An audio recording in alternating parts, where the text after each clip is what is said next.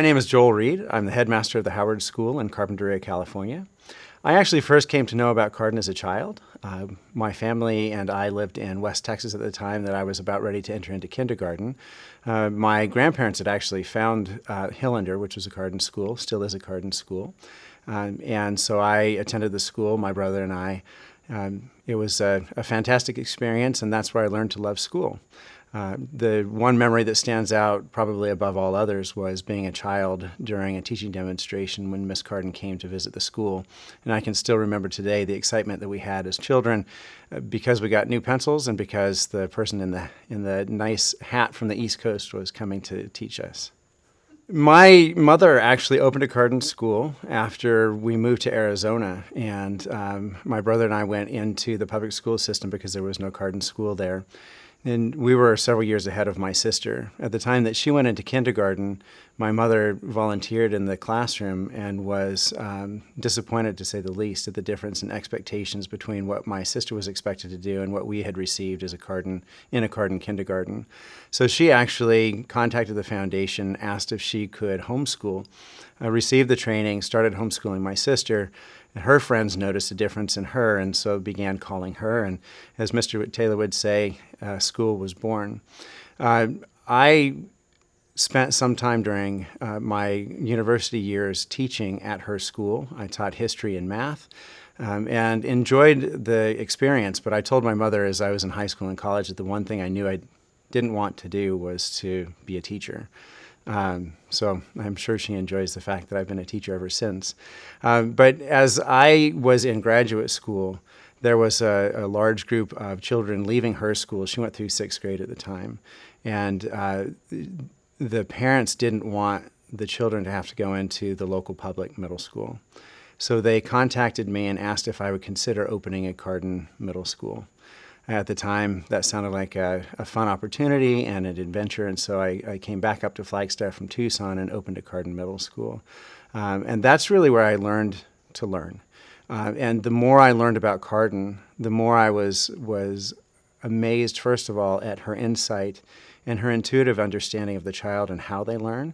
And the more I, quite frankly, was disappointed with my own education because for a while there, teaching was a matter of really learning myself before I could pass it on to the children. And I happily bring out a copy of the Red Book or the Blue Book, which are readers in the early grades in Carden. And I say to them that I'm happy to share with them the most beautifully illustrated reader in the history of literature, because they're the only readers that are illustrated in a child's mental image. When a child reads something and can illustrate it themselves in the mental image, and they can see and understand what's going on, they can understand the purpose, they can predict what might happen next, they can hear what's happening in the scene, they can smell it, they can really become friends with the characters themselves, then you know the child has possession of reading, that there's real reading comprehension taking place. When a child looks at a book that is illustrated and is pronouncing words on the page, they may or may not be able to read, but reading is far more than just pronouncing words on a page. And so many of the readers these days lead a child to the right answer without appreciation for the fact that they need to understand what they're reading in the first place. Well, I'm glad that we have parents who will ask us about the mental image in subjects other than just literature. I think it's the easiest for them to relate to because they have had the experience themselves of reading a story and seeing it come alive in their own imagination. But really, it's Miss Carden's use of the mental image in other subject matter that I think helps to set Carden apart. Because Miss Carden realized that when a child can really understand and manipulate something in their own mind, then it becomes something that is theirs. It's a tool for learning. If a child understands something because of manipulatives in math, for instance, or because of a diagram or an illustration in a book, that may be a fine entry level as a discussion for the child to understand the concept. But when they close the book, when they put away the manipulative, often the tool for understanding remains where it is in the classroom and the child leaves. Miss Carden's goal was always to take the learning and to help place it into the child's mental image. So a child, when learning arithmetic, for instance, doesn't just learn how to add and put numbers together and know the sum of two different numbers. They understand the process of addition itself. They understand that 2 whole ones and 3 whole ones makes 5 whole ones, but they can see within the mental image one whole of something, and they can add them together and see the sum. And when the child can see that in their own mental image, then you know they really have understanding of the process of addition, as opposed to just the ability to memorize 100 addition facts that might be relevant on a test if we're preparing them for the test, but doesn't help them to problem solve in real life. The 5 channels of reading are one of the things that I love best about Carden, because you can see in the 5 channels of reading not just Miss Carden's understanding of reading, but her understanding of how to teach a child to read. And quite frankly, I think that's one of the things that really sets Carden apart from all of the material that I've ever seen, is that so often material that's designed for teachers is really material that's designed to teach the concept to the teacher, whereas with Miss Carden, we have a tool that's designed to allow the teacher to teach the concept to the child, which seems like a small distinction, but when you're a teacher in the classroom and you have a live group of children, having those tools and knowing that they will be successful is really something that allows us to practice our craft in the classroom as opposed to always having to stay a step ahead of the children. But the 5 channels for learning in Carden reading, the very first one is phonics and word structure for word recognition. And this allows the child to look at a word and to predict especially what the vowels will say. We call them changing letters in the early grade. And the children learn to look at a word, identify the changing letters, and predict the sound that they'll make. They then sound the word out, later appreciating word structure, syllables, and so forth, and they can say the word. If you think about most reading methods, that's actually where the reading method ends, because at the end of Miss Carden's first channel of reading, the child can pronounce the word. But Miss Carden understood that word pronunciation is not necessarily reading. So the second channel of reading in the Carden method is rhythmic reading for comprehension. Miss Carden understood that if children can read using the same rhythm with which they speak, then comprehension will naturally follow. So the Carden method teaches children not to read word by word, but to group words and to read them rhythmically, to pause after the who, that's what we call the subject of the sentence, to understand that the verb, which we call the doing word, and anything that comes after it are to be read together. The children will learn that adverbial phrases and adjectival phrases are scooped together so that we wouldn't read the sentence, James goes to the school.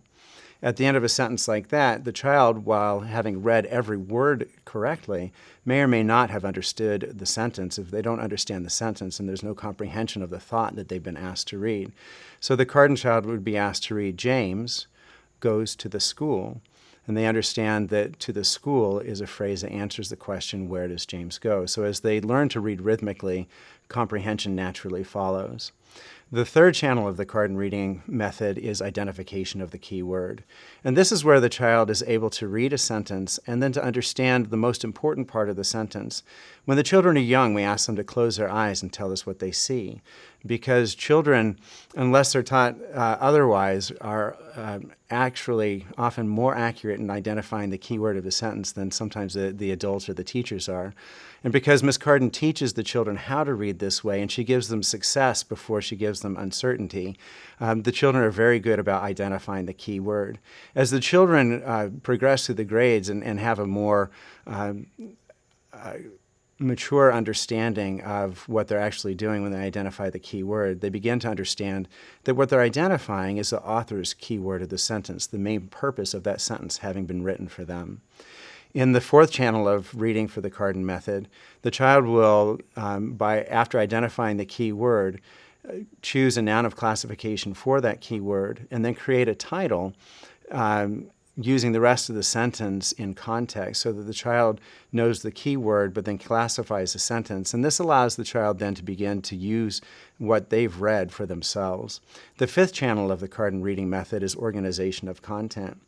When the children are young, they may tell the story to us in sequence. They may use words like before and after. They might even, if they're up for a challenge, tell the story to us backwards. When the children are in third and fourth grade and beyond, we begin to teach them how to outline using their keywords and titles. And by using the author's keyword, creating a title of their own, and then organizing it, the children really gain mastery over what they've read. They become independent readers, but more importantly, they're able to read something, identify the true purpose of it, and use it for their own purposes, whether they're reading or writing or just reading for enjoyment. I think that Carden is the best path to learning for children because Miss Carden understood the child himself. She understood not just the rote factual information that a child should learn, but the way a child learns and the way he develops emotionally. So she created a curriculum that is really matched with his emotional development. I think the other thing that really stands apart for Carden is the understanding of the importance of the individual. Ms. Carden didn't try to create a one-size-fits-all model. She didn't have a one desired outcome on the part of every child. She really wanted to cherish and to uplift every individual child. So I think when a child comes into a Carden school, they really feel that sense of respect and appreciation that every individual should have. I think that it goes beyond just the curriculum and the academics, in that in a Carden school, the children are taught to respect one another, to respect themselves, to respect their environment and their surroundings. And I think that the Carden children recognize that being a good citizen and making a contribution is as important as any academic accomplishment that they can achieve in a school day. The teaching table is really a phenomenal part of the Carden teaching technique. It really allows us as teachers to create an intimate environment where each child feels recognized, each child has the ability to ask a question, each child will be able to participate in a lesson. I think one of the things that as adults we sometimes forget is that learning really is an act of faith on the part of the child. The children are unsure of the outcome, and whereas to us the outcome seems predetermined, to the child it can be uncertain. And so having that experience, building a relationship with a teacher who's willing to sit next to the child and lend her stamina to the child until he's ready to go on independently, allows the child first to develop faith in the teacher, but ultimately to develop faith in the learning process itself. And I think that's one of the key elements that really sets Carden apart from other methods that I've seen. Whereas children, when they are encouraged to memorize factual information without appreciation for understanding, end up with a fear of the learning process because they know that their understanding only goes so far and memorization has had to take them the rest of the way.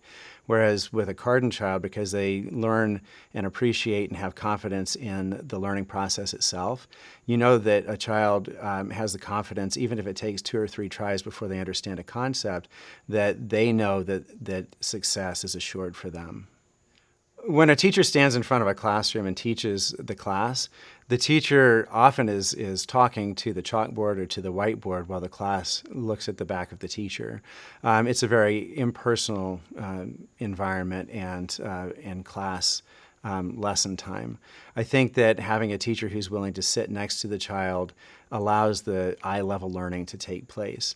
The teacher uses the same materials that the child would use, so instead of writing on a whiteboard and asking the child to transfer that concept onto paper themselves, which looks different and it uses different tools, pencils and paper, as opposed to a whiteboard and a marker.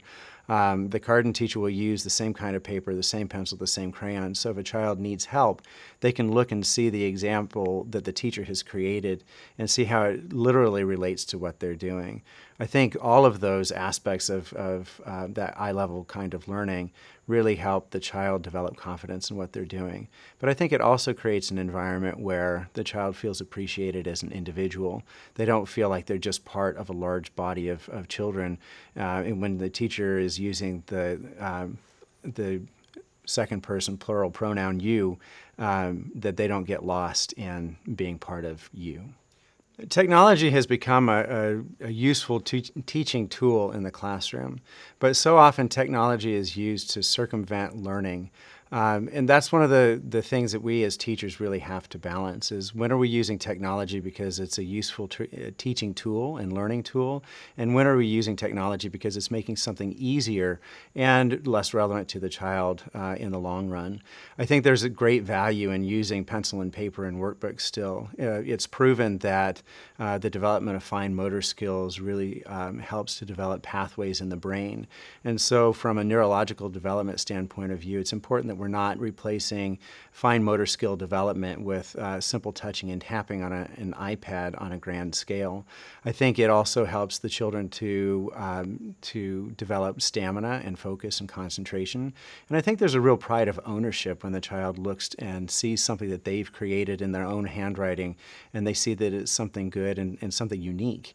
I think that's one of the aspects of using too much technology, especially too soon, is that children end up creating the same image and the same thing over and over again, and they sort of lose that sense of uniqueness in the classroom. I think the reason that I love teaching Carden is that Miss Carden developed a curriculum that empowers me when I walk into the classroom. It allows me to focus on the child, on the lesson, on really imparting the knowledge and information that I have. But she's given me tools so that I know they're sequential, they're interrelated, and they'll work for the student because they're based on the way a student learns. They're not based on something that may be current today but out of date tomorrow. The way a child learns is fundamentally the way a child has learned over time, and that's the reason I think that the Carden curriculum has stood the test of time. I think as a parent, the thing that I really appreciate most about Carden is the fact that my children have learned that citizenship is equally important to, if not more important to, academic success. My children have learned, and it has been reinforced in a Carden environment, that their character is something that will be with them always, and it's worth an investment.